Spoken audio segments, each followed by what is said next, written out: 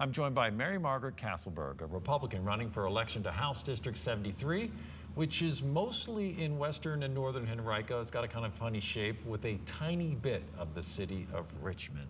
Ms. Kastelberg, thank you for coming in. Thank you for inviting me. That's great to have you. So tell us, what is this election about? This election is about the folks in the 73rd District in Henrico. I think there may be 6 homes in Richmond, but it is pretty much a Henrico district. And I've knocked on a lot of doors, more than 3,000 so far. And I'm hearing from people, I'm hearing about issues, but I'm also hearing that people want their government to do their job. They want to get back to the basics. They want people that are representing them to go and do their job. And what do I mean by that? I mean, they want education taken care of. They want health care addressed. Washington is broken, but people need our state government to function, because if it doesn't, those things don't get addressed. We can't afford for state government to not function. We have a Republican-controlled legislature, both houses, and, albeit narrowly, in both cases, and a Democratic governor. So is your sense then that you need to do something to sort of bring both sides of of the chamber, the House of Delegates, together in a sense, or is it kind of getting Republican things done at the cost of Democrats, because it seems like the governor could veto things? How do you get that sort of everybody on the same page kind of thing? Well, in some ways, it's not about Republican and Democrat. It's just about getting some things done. And we're blessed in Virginia to have a strong economy. And I think a lot of folks, and again, what I'm hearing in the doors is people want things in a lot of ways to remain the same. They want, they don't want things to go too far in one direction. And I think there is an opportunity. There's more common ground than I think people are willing to admit. And I feel like with my background in, problem solving and analysis and in the serving in the community, that I can bring a different skill set and maybe hopefully bridge some of that divide. How about, so schools, for example, you say that there's a need to attract and retain qualified, great teachers. Everybody would agree with that. Yes. But is it a question of paying them, increasing their salaries, maybe up to the national level? And if so, where does that money come from? It's always the question. It is always the question. And as a fiscal conservative, that's something that I think about a lot. It is about paying teachers to retain them,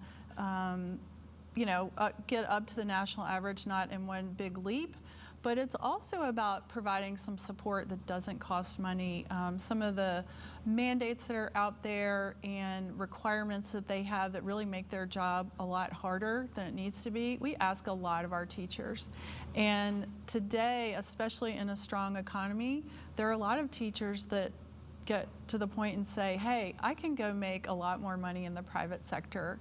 So what I'd like to do is really take a look at some of those mandates that are out there.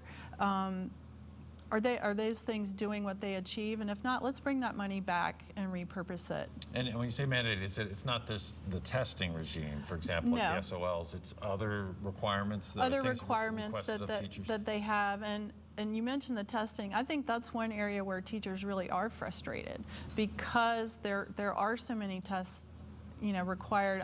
I'd like to see that number reduced. I'd also like to see the shape of the test change a little bit, so that we're teaching more and encouraging more critical thinking skills. That's what students need when they get out of school to function.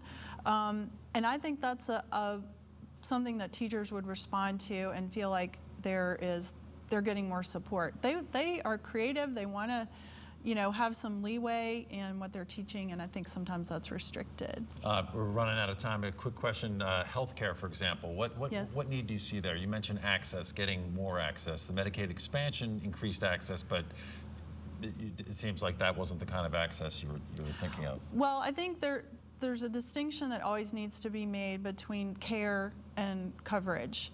And Medicaid expansion really addressed coverage and not as much care. Right.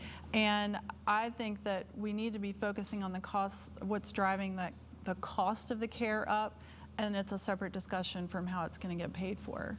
Medicaid's the fastest growing item in the budget, and if it keeps on, that's going to take money away from schools and other other items.